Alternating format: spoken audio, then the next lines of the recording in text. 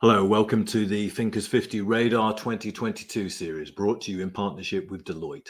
I'm Stuart Craner, co-founder of Thinkers 50, the world's most reliable resource for identifying, ranking and sharing the leading management ideas of our age, ideas that can make a real difference in the world.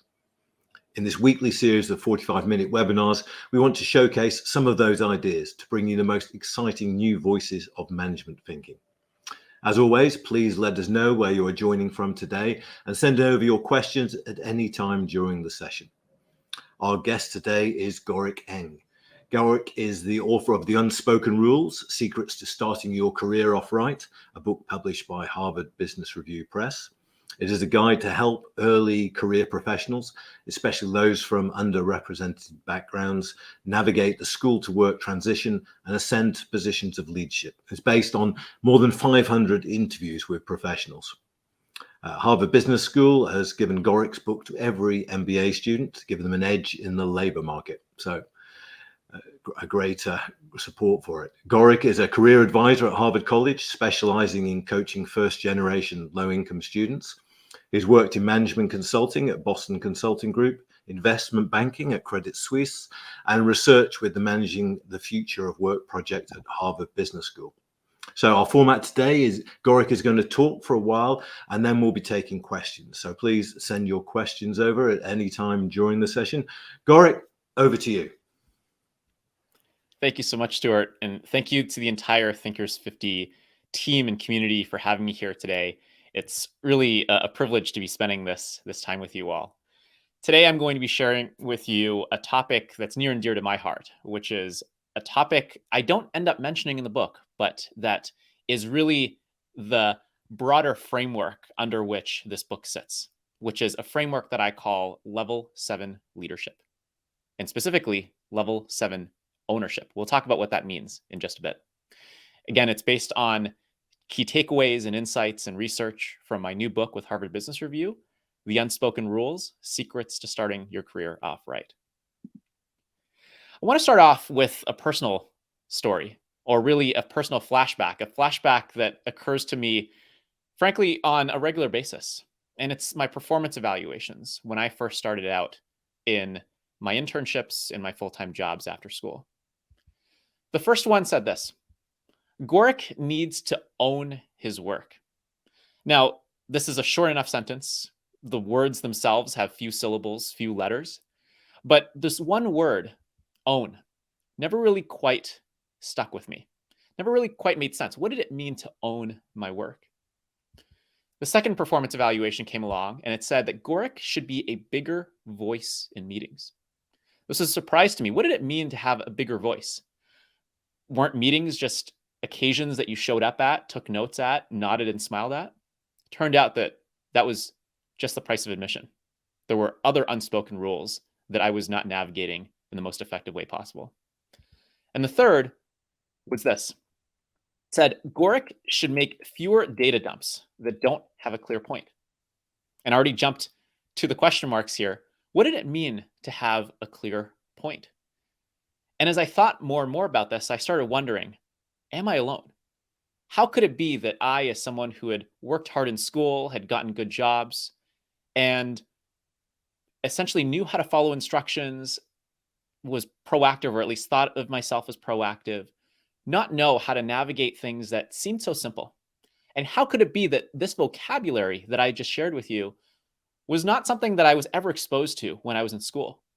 And it was at this point that I realized that school doesn't teach what the real world expects of us, that there are a whole different set of expectations in the real world, in the workplace, in this journey of quote unquote adulting, that so many of us learn through trial and error, by looking left, looking right, getting yelled at, getting someone pulling us aside and saying, hey, this is how you should do things instead.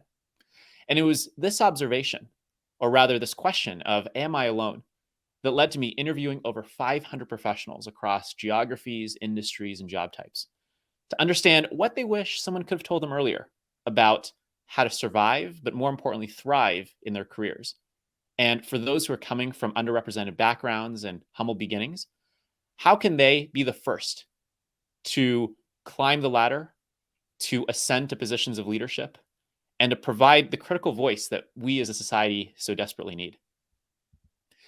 And I want to start here with a story that actually appears in the last chapter of my book, chapter 15. It's a story of Ketty. Ketty got hired as a temporary office assistant. Fast forward, and she became the youngest manager in her company's history.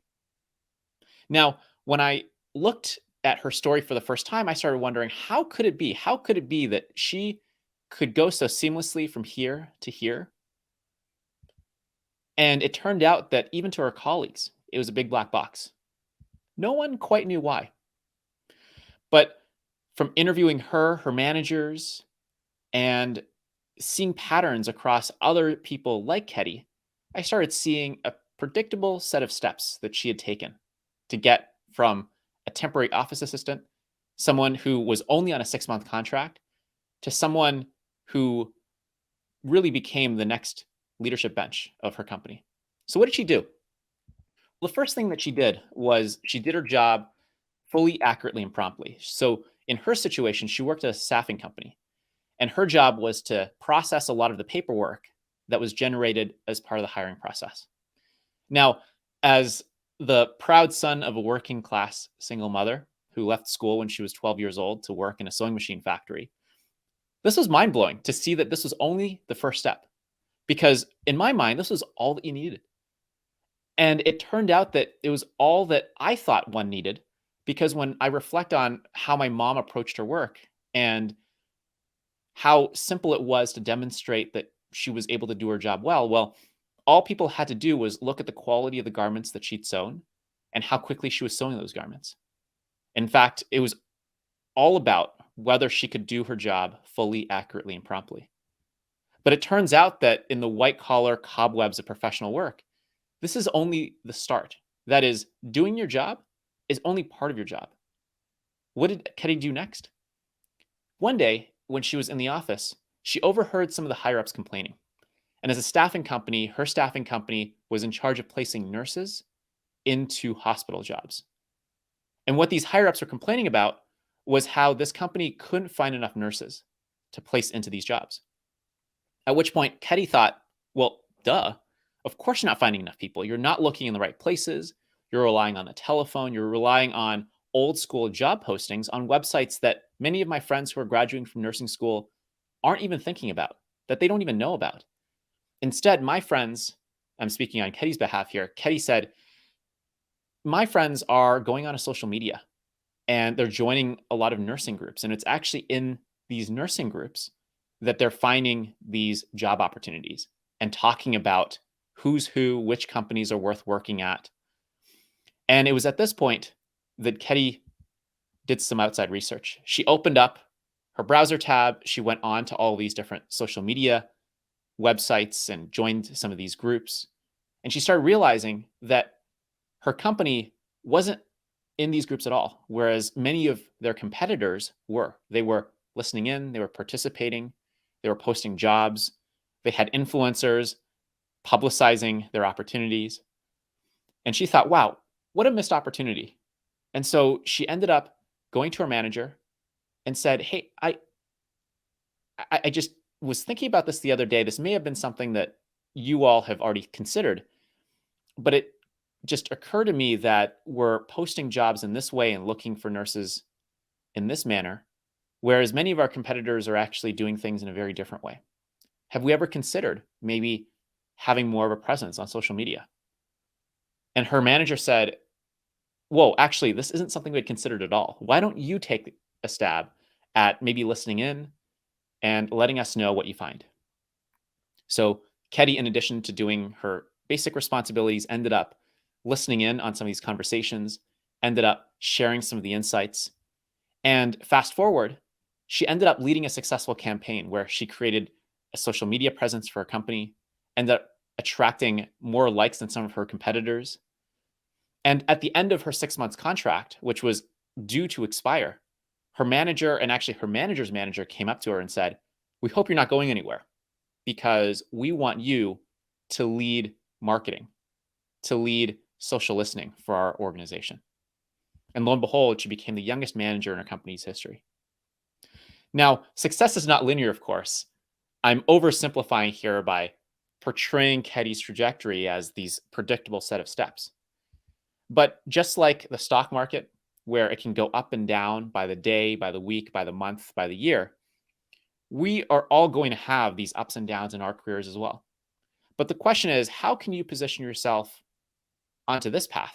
And if you're a leader, how can you position your employees to be on this path rather than this path where maybe they're disengaged, maybe they leave, and all the time, energy, and resources you had put into hiring and training this person end up disappearing when they leave. And it was at this point that I realized that my thinking towards the workplace was actually misguided. That when I thought about work, I thought about it as really all about doing your job well, thinking back to my mom. But what I now think, and what I want you to remember, and as a leader, you're likely aware of this already, is that it's, yes, about doing your job well, but it's also about demonstrating that you can be trusted with more important responsibilities. And for those of you who are leaders tuning in, you're likely familiar with this concept. It's the 9-box matrix, where you have low performance, medium performance, high performance along the bottom, and then low potential, medium potential, and high potential along the side. The bottom is really code for how reliable you are. And then the side is really code for how promotable you are. What does it mean to be reliable? Well, it means that you're responsive, that you're organized, that you're detail oriented, that you're professional, that you're doing what you say you will do and doing what others asked. What I didn't realize was this was just a price of admission. That you also need to demonstrate if you want to get promoted, that you know why you're doing what you're doing, that you have an answer and a point of view, that you're able to address problems and questions before they arise, that you can proactively offer better ways to solve issues, and ultimately that you're also seen, heard, known by management.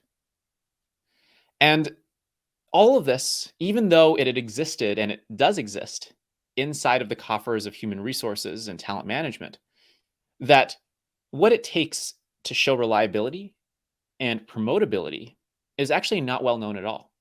It's unspoken. It's passed down from parent to child or from mentor to mentee, making for an unlevel playing field between those who know these unspoken rules and those who may be stumbling through all of this through trial and error. And it's what leads to many capable people who could very well be a part of your leadership bench in the future, being at the high performer level, but not necessarily the high potential level, where it leads to others thinking, you're so good at your job. Why don't we have you stay in this role and maybe train other people? Versus others looking at this individual and thinking, you're a future leader. Let's invest in you and let's make sure that we give you more important responsibilities, the grooming, and really the buy-in and the sponsorship and the mentorship to be able to lead our organization into the future. And for those of you who are tuning in not familiar with this, your job is to position yourself as high up towards the top right-hand quadrant as you possibly can. In other words, you want to be here. And as leaders, you want as many of your employees, presumably, to be here as well, rather than here. But it starts with showing that you are reliable and then moving forward to show that you can also be promotable. So what will it take? In The Unspoken Rules, my book, I talk about what it looks like to show your reliability and promotability from before your first day in a new role, all the research that you need to be doing and the relationships that high performers and high potentials make before their first day, to their first day. How do they interact with their coworkers? How do they show up? How do they manage ambiguity? How do they lead even if they're not given very much authority? And then I go into detail on what does this look like in meetings, in phone calls, in instant messaging, in one-on-ones with your manager, in dotted line relationships when you're working cross-functionally, What does this all look like from before your first day in a new role all the way through to a promotion? Even if you're working in an organization that is maybe so small, so unstructured, or so new that they don't actually have a career ladder for you. And that's what the unspoken rules is all about. But when I take all of my research and I roll it up into a framework, I realize, and I would love for all of you to remember, that the key to developing high performers and high potentials is really the journey of going from having someone execute, follow instructions, and sometimes follow instructions without necessarily thinking about why they're doing what they're doing, to strategizing, to thinking more broadly about why are we doing what we're doing in the first place. It means going from asking questions, and I get this a lot, folks asking me, how do I ask questions at work without coming across as lazy or incompetent? Well, turns out that there's the unspoken rule of not just asking for help, but suggesting ideas, coming to the table with a proposal. It means going from gathering information and then maybe doing a big data dump and sending a long list off to your coworkers to synthesizing, taking a step back and asking yourself, what does this all mean? What is this data telling me? And what does this mean for our project going forward? And it also means going from following in meetings, smiling and nodding, putting your head down, scribbling notes, to steering the conversation. Or if you're not steering the conversation, at the very least, contributing to the conversation and guiding how others see a particular topic. And so this is all about really A plus B plus C plus D, or a framework that I call level 7 ownership. Why do I call it level 7? Well, let me dive into some details on what this looks like and sounds like. Across 4 situations that I go into detail on in my book. When you're tasked with a project, when you have a question, when you're researching something or asked to look into something, and when you're in meetings. Now, when we think about when you're in meetings, when you're researching something, when you have a question, and when you're tasked with a project, these 4 are really the core foundations of work in this era. And it turns out that there are a whole host of unspoken rules on how to navigate these 4 seemingly benign, seemingly straightforward situations. And the way I'll plot it out is as follows. A Y and an X axis, where along the bottom I have ownership. And along the side, I have impact. And you can imagine that someone like Ketty was at the very highest end of this trajectory. Now, what did it look like when it came to being tasked with a project? Well, level 1 is dismissing. It's that coworker that many of us have probably dealt with before, where they say, that's not my job. Level 2 is smiling and nodding. And that's what I did a lot of when I was first coming out of school. And it's just saying, sounds good. Happy to do so. Now, just like in Ketty's trajectory, I thought this was going to be enough. What I didn't appreciate, though, is that this is just level 2, just like what Ketty had done in her career. It wasn't just about smiling and nodding. It isn't just about smiling and nodding. It's about clarifying. So instead of saying, sounds good, you're saying, I'd love to see how I can help. However, I'm not so sure about this. Can you help me understand blank?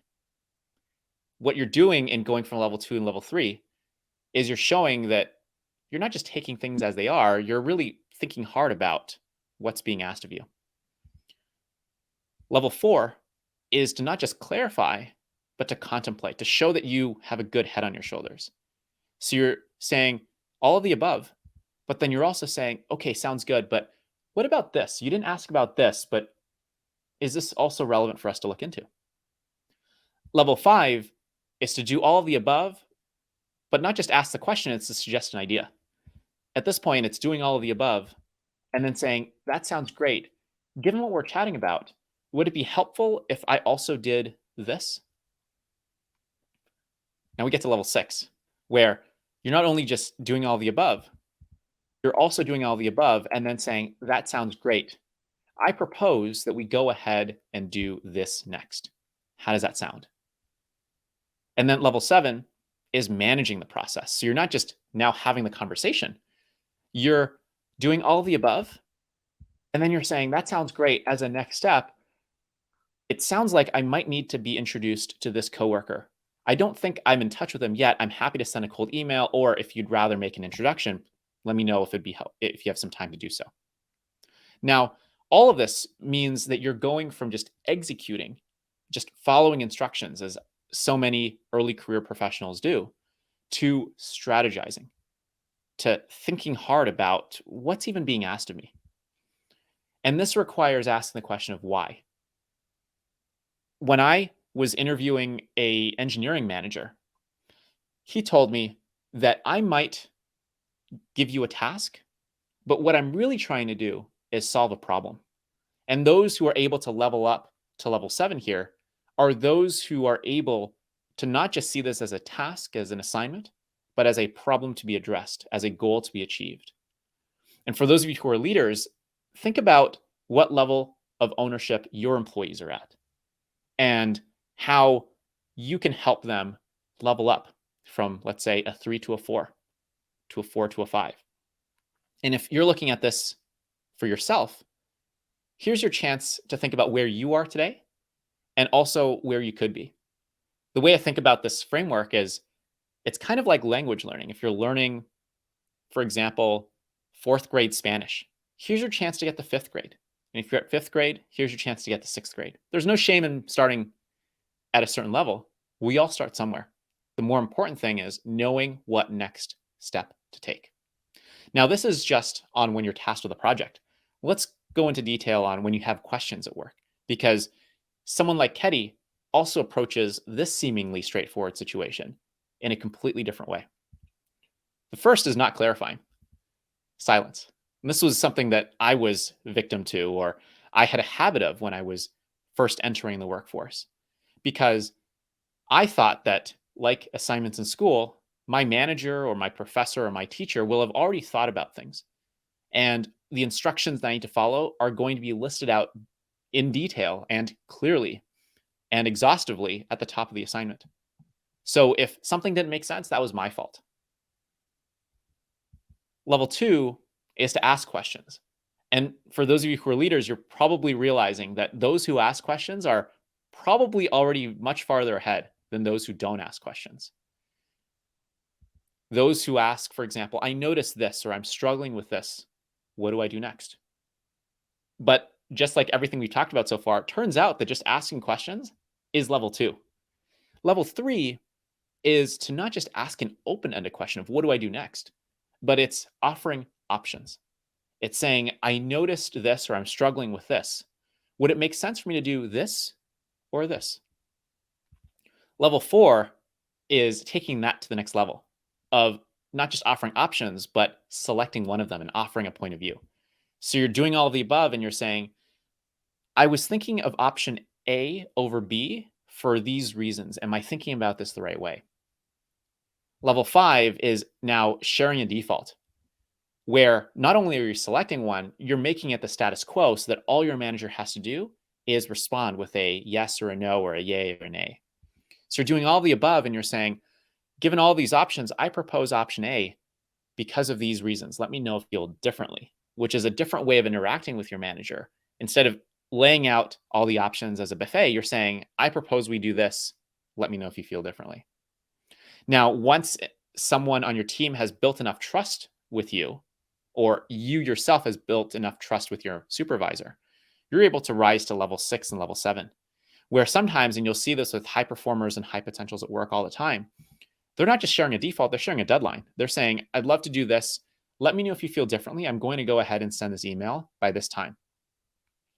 And for those who are leaders of their respective teams and departments, oftentimes they're making decisions without even consulting their supervisors because they've built so much trust and credibility.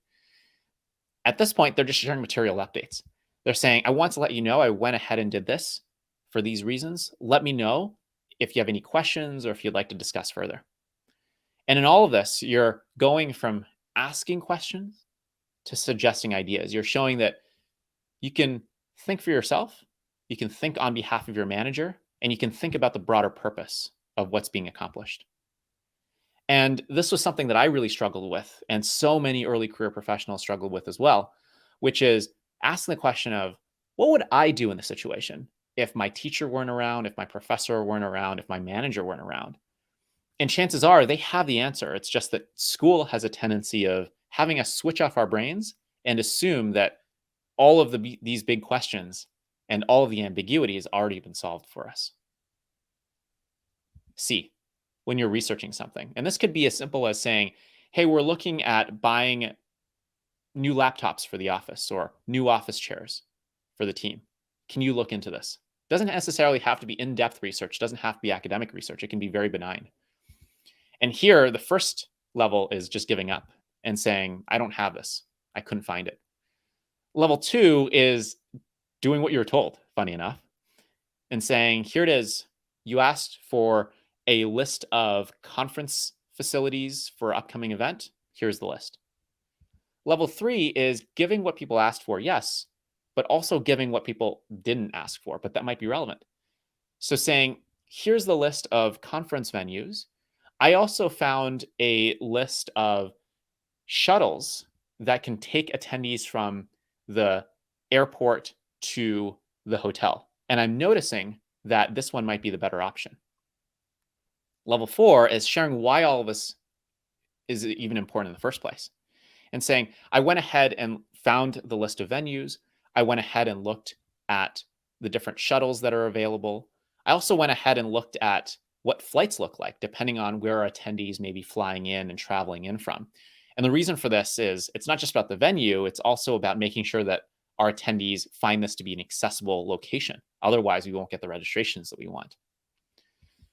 Level 5 is doing all the above and explaining for what others are trying to do or accomplish. So you're doing all the above, and you're saying, after looking at this list, the implication is that where we thought we should host this conference may not actually be the most accessible. Number one, because it's located really far away from the airport. And number two, the airport actually isn't going to be the most accessible given our history of attendees flying in from this area. Level 6 is reframing the question altogether. So your manager may have told you to look into conference venues. Is it really a conference that you should be organizing? Is it really an in-person event that you should be organizing? So you're doing the above thinking, but you're now approaching this as, my understanding is that we're really trying to figure out how we can bring our most loyal clients together and some of our business prospects together for us to share some of our latest and greatest thinking and some of our work. Based on this, I'm wondering if, as a starting point, we should maybe host a webinar series. Maybe we should host a speaker series. Maybe we should send white papers or emails to our clients first, just to gauge what topics they might even be interested in. Let me know if there's anything I'm missing. I'm happy to look into this. And level 7 is exactly that, saying I can look into this by saying, my understanding is that we're trying to do this. I found this. The implication is this. My suggestion is that we look into how perhaps our competitors are looking at engaging their prospects and clients. Let me know if it'd be helpful for me to look into this. I'm happy to do so. So you're going from just gathering information and doing so, assuming others have figured it out for you, to synthesizing what you've learned. And you're asking yourself, so what? Why are we even doing this in the first place? Otherwise, it's just a waste of our time. And then the last one here is when you're in meetings, where level 1 was what I did, stay quiet and assume that meetings are for other people to navigate and to participate in. Level 2 is agreeing. So when my manager or a coworker looks to me because I've been silent and asks, what do you think? I say, yeah, that sounds good to me. That's interesting. Level 3, though, is showing that I'm not just agreeing, I'm justifying. I'm actually thinking about why I'm even agreeing in the first place. So I'm saying, I agree because of this. Level 4 is to do all the above, but to also critique. So to not just agree, but to say, I'm not as sure about this piece. Level 5 is to justify again. I'm not so sure about this piece for these reasons. Level 6 is to now take all that you know and to propose and to flip the conversation around to just reacting to now being proactive. And you're saying all the above. And now you're suggesting, have we considered this? Have we thought about this? Have we had a conversation about this? And then finally, level 7 is to actually follow up. So sometimes ideas die in the meeting room. But if this is something that could be useful to the team and perhaps even useful for your career, doing all of the above and saying, hey, just wanted to follow up on the conversation we had earlier. Would it be helpful for me to do this?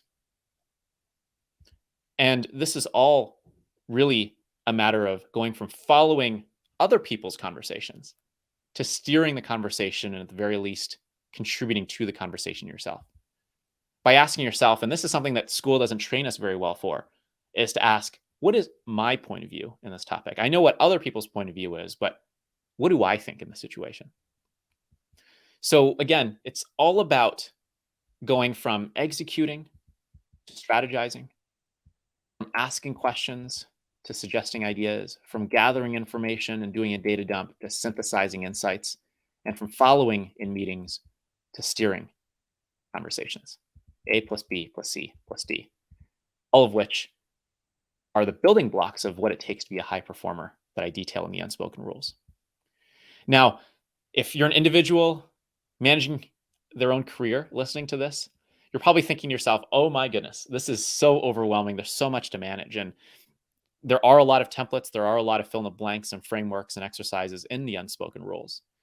But just like language learning, it's all about taking that next step. And it's also about being mindful of the opportunities that you may have missed, but also what you can do tomorrow. And it's with that I want to share my favorite quote. It's not my quote, but it's still my favorite quote, which is that the best time to plant a tree was 20 years ago. The second best time is now. So if you're participating in today's session and thinking to yourself, oh boy, after seeing this framework, I can think of all of these situations that I could have navigated differently. Well, those are seeds that you could have planted. The choices you make today, tomorrow, the day after, and forevermore, those are the seeds that you now have a chance to plant for yourself. And same as for the managers, the leaders in the room. If you think about the people that you may have lost along the way in your career, thinking about how you can help more of your employees rise up to level 7 is now an opportunity that's in your hands. It's a seed that you now have the opportunity to sow. So what seed will you plant? I hope you'll take at least one key takeaway away from this conversation that you can bring back to your own life and that you can bring back to your team to elevate their performance, to elevate their engagement, and to increase their retention, their promotability, and so on. And so with that, I wanted to thank you for your time. I want to open up for questions from Stuart and others. If you enjoyed and found the ideas in this session provocative, I'd encourage you to check out my book. You can go onto my website, which is gorick.com, GORICK.com. Tell a friend or colleague about how the Unspoken Rules may help their organizations. I do a lot of work with talent development leaders, as well as diversity and inclusion leaders, as well as higher ed leaders. Connect with me on LinkedIn if you'd like a copy of these slides. If you'd like more resources from me, feel free to connect with me on LinkedIn. And I'm also on the different social media platforms as well. And with that, I just wanted to thank you for your time. Thank the Thinkers 50 leadership and community for having me here today. And I'm excited to hear your questions. Thank you so much. Thanks very much, Gorick. Please send in your questions. We've got one already from Steve Mostyn, who says, high performers challenge the norm to then get involved in the goal setting. Not sure I quite understand that. But high performers challenge the norm, I guess. And the norm is not asking questions and not making suggestions. Yes, absolutely. And so much of these Unspoken Rules really revolve around this delicate balance that I strike in really the first chapter of my book, which is the framework of the 3 C's, which stand for competence, commitment, and compatibility. And so when I think about high performers and high potentials, they're someone who demonstrate that they can do the job well and can ascend to positions of leadership, that they're committed to growing in this organization, growing with this team, and they're compatible. They can get along with their coworkers. And so the challenge with being this high performer, high potential is, at what point do you overshoot the mark and not just come across as competent, but maybe come across as overbearing? And at what point do you cross the line from being committed to being maybe a know-it-all and maybe coming across as if you're someone who wants to take someone else's job. Now, this is, as a leader of an organization, something that's really delicate to manage, because every organization, by nature of just having human beings working with each other, you're necessarily going to have politics and interpersonal dynamics. And so, how do you go about nurturing and rewarding those who challenge the status quo without them being stifled by the jealousy, by perhaps the politics of their coworkers who may not have the same growth mindset that they do, or may see them as overshooting the mark? And so there's definitely a lot more detail to be unpacked here. What I'll say to the idea of challenging the status quo is there's a delicate song and dance of how you go about doing that. And every organization is going to require a different approach. What I will say is, when I think about someone like Ketty and what she did, was that she found her swim lane, which is her defined set of responsibilities, whether it's explicitly detailed in her job description, or more often for all of us, we can probably relate that a lot of our responsibilities are unspoken, unwritten. When we look left, look right in an enterprise, everyone's going to have their own swim lane. And I have a chapter on this as well, of someone who decided to clean up the office, and it turned out that this was the responsibility of someone else, and this was someone else's undefined swim lane. Well, challenging the status quo, I think of as knowing what your swim lane is, number one. But number two, and more importantly, identifying an unoccupied swim lane. And then level three, claiming that swim lane as your own. So yes, there's a challenge to challenging the enterprise, and there's a delicate song and dance of how you go about doing that. Speaks to the unspoken rules of your culture, of your corporate culture. And I suppose your point is that schools don't actually teach people to swim. That's right. To carry on the metaphor. I mean, we've got people watching from Ecuador to India.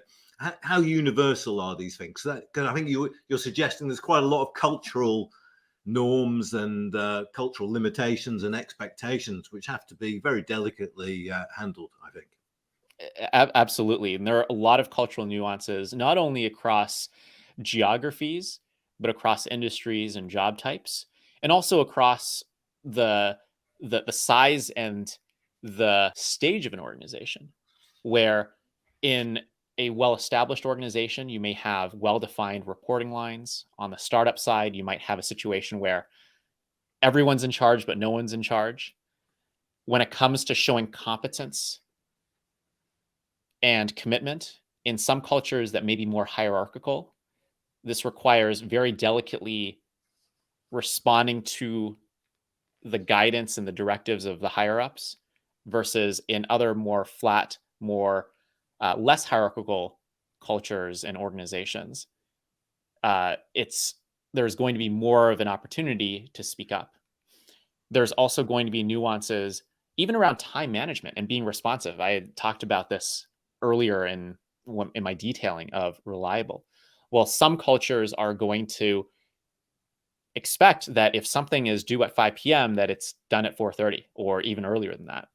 Others will take the guidance of 5 o'clock as loosely, or maybe a time won't even be shared at all, where it's just a matter of, I will get this done soon. And so, yes, there are a lot of different cultural nuances around hierarchy, around time management, around speaking up, around your relationship with your peers, which really does speak to the nature of the 3Cs framework, which is that what it takes to demonstrate competence, commitment, and compatibility, and what it looks like to overshoot to the point of looking overbearing, and what it takes to undershoot to the point of looking apathetic, is going to depend on how you read the situation and what your situation is. Interesting question from Elizabeth in Denmark. What if the goal for an employee isn't to advance into leadership? Many people don't thrive with climbing the leadership ladder, but maybe want to evolve in different ways. Are there different unspoken rules? And what would you say to them? Yeah, it's a fascinating and really important question. And a lot of organizations are grappling with this as well, which is especially in the up or out organizations, where I detail some unspoken rules on how to navigate those situations as well. Not everyone wants to go from crunching data to selling to clients. Not everyone wants to go from the technical work to the people management work. So that you definitely strike a chord there with me and with so many people tuning into this session. There are implications for both leaders and there are implications for individuals. Let me start with the individual, which is that when it comes to the work that you would like to be doing day to day, there are a whole set of unspoken rules around how do you make sure that you claim a portfolio of work and responsibilities that actually reflects what you're good at and what you're interested in. And the challenge with being reliable and being a high performer is you attract, well, more work. So someone will say, well, you are so good at crunching numbers. Why don't we continue having you crunch numbers versus do what you really want to do? And this happened with me with so many colleagues, friends, and interviewees that I'd engaged with in my research. And this isn't my term, but this is an organizational psychology term called strategic incompetence, which is to say, there are moments in your career where maybe you want to be, quote unquote, incompetent at something, simply to make sure that you're not going to be asked to do this type of work again. And so there are unspoken rules here around claiming a swim lane that you actually want to be claiming, demonstrating that you're competent and committed in what you actually want to be doing. Otherwise, you might drift in your career towards not getting promoted, not moving into the position that you want, and ultimately maybe losing out on an opportunity that would have been really great for you. This also has implications for leaders. And I think of the unspoken rules as really being that two-way street, where it's helpful to think about and really to just have a conversation with your employees about what success even looks like to them. Early on in my book, I talk about how a job in many ways is almost like walking into a grocery store. You have a mental list of what you want out of this experience. Of course, the money matters. Are there certain skills you want to develop? Is there a certain type of work you want to be doing? Are there certain types of people you want to get to know and interact with? And is this a stepping stone to a different opportunity? As a leader, having a conversation with your teammates and your new hires about what success looks like to them, and then crafting an experience that speaks to what they want can mean the difference between them being engaged in the workplace and them not being engaged in the workplace. And you maybe promoting them when they don't want to be promoted. That's actually an experience that I had previously, where I had such a great employee when I was running a dry cleaning business that I promoted her, only to realize that she actually didn't want the managerial responsibilities. She wanted to remain as that individual contributor. I didn't ask. And as a result, I guessed, and I guessed incorrectly. Well, I suppose knowing what success is something that you probably learn from experience. I'm talking from my own personal experience. My notion of success when I was 20 was very different from my current notion of success. And so success is a movable feast. And when you're younger, you have a very different take on it. Oh yes, absolutely. And when I've been doing workshops at companies, one of the polls that I often like to conduct is one where I ask, what does career success look like to you right now? Is it to move up? Is it to move laterally, maybe to a different team? Is it to move out? Is it to survive, or is it to thrive? And I've been surprised to see how many people want to move laterally. And this also speaks to a lot of the unspoken rules around how do you do this as an individual and how do you do this as a leader, where the nature of applying or reapplying to a position is that you need to show that you've essentially done this job before, even if you haven't. And the whole labor market is this chicken and egg problem of you need a job to get a job and no one's willing to trust you if you are unproven. So that requires a whole host of unspoken rules around building relationships with someone who may be in a different team from you, maybe in a different geography from you, and then having them pull you into projects. And then on the leadership side, as you're thinking about the drifting and ever evolving goalpost of what success looks like, making sure that this isn't just a conversation you're having with your employees on their first day, but making sure this is an ongoing conversation to make sure they're continually engaged is just as, if not even more important. Interesting question from Anastasia in Greece.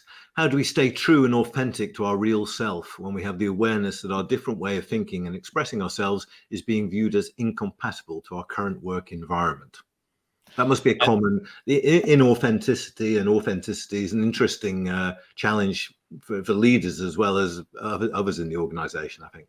100%. And I'm so glad you're mentioning this, Anastasia. This is a conversation I have daily with especially leaders in diversity, inclusion, and equity belonging.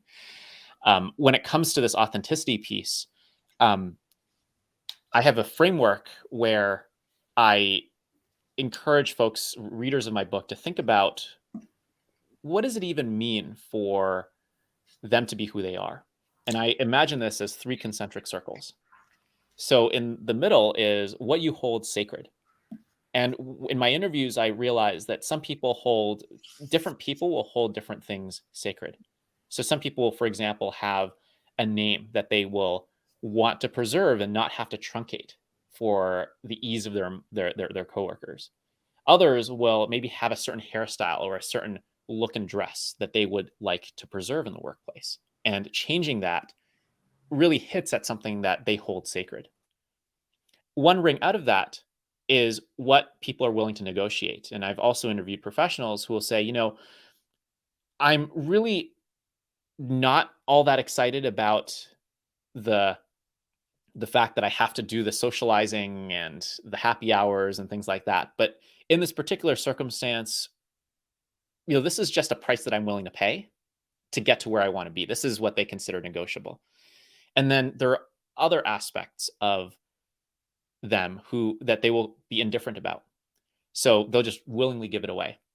And I frame things in these three concentric circles because different people are going to hold different things sacred. And the exercise that I found helpful and that many of these professionals have found helpful is to think about, is the place that I'm in right now, is the career path that I'm on, asking of me something that is sacred? And am I willing to do this long term?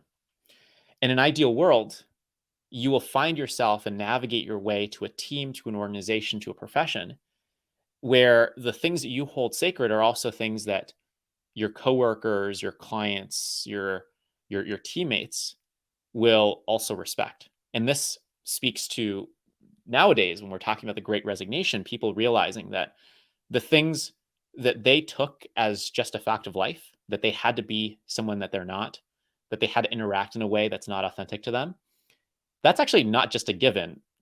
You can, in fact, work somewhere else that gives you these things if you want to. And the Great Resignation, to the benefit of so many of us, is a chance to really think about, wait, is this fact of life really a fact of life? So I appreciate that question, Anastasia. It's something that all of us really are thinking about every day. Yeah, and as a final question, Gauri, did the pandemic change things? I mean, you're suggesting it enabled us and encouraged us to question the facts of organizational life. Absolutely. Well, personally, it's changed. It changed certainly the writing process for me, where when the pandemic hit, I was in the final stages of submitting my manuscript to my publisher, and it started off with me doing a Control F on my laptop for the word handshake, and then me trying to remove the word handshake from every reference, and then it was like pulling a thread. And the whole thing just started unraveling, where I started wondering, well, are we ever going to return to having handshakes? Is it even appropriate to call the office the office? And that just rocked my entire world as a writer and an author. So yes, for me personally, for all of us, as it relates to how these unspoken rules have shifted and will shift, well, luckily, this blessing in disguise is my book came out at a time when I actually rewrote everything to account for both in-person and virtual and hybrid work. And what I realized in this movement is there have been a number of changes. So in my first draft in the book, I actually wrote about how there's this unspoken rule, or at least there was an unspoken rule, that if someone asks for a call, they're referring to a telephone call. They're not referring to a video conference. And actually asking for a video conference is intrusive. Remember those days? Well, that overnight got turned upside down.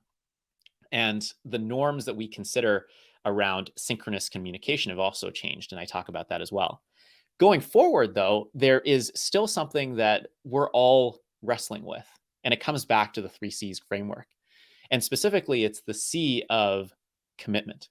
In the past, how you demonstrated commitment was by being at your desk, working hard, or at least looking like you're working hard, and making sure that when people walk by your desk, they're not seeing social media on your computer screen, they're seeing work.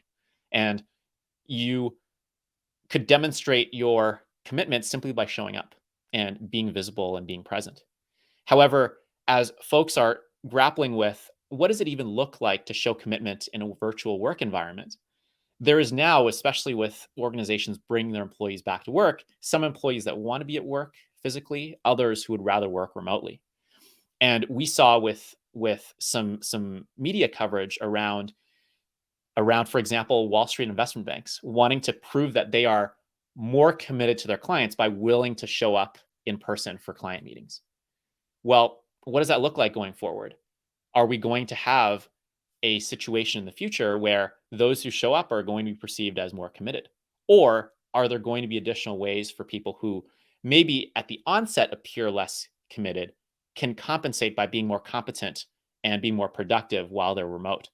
This still remains to be seen. And for leaders who are listening in on this, thinking about what the double standards may be or what the hidden expectations may be around who gets rewarded and not is going to be really important as we go forward.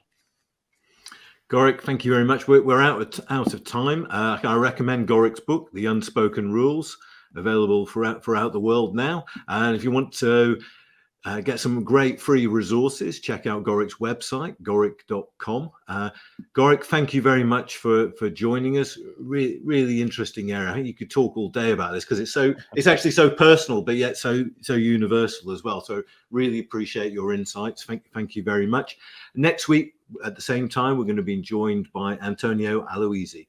Thank you very much, everyone, for joining us, and thank you very much, Gorick. Thank you so much, Stuart. Thank you all.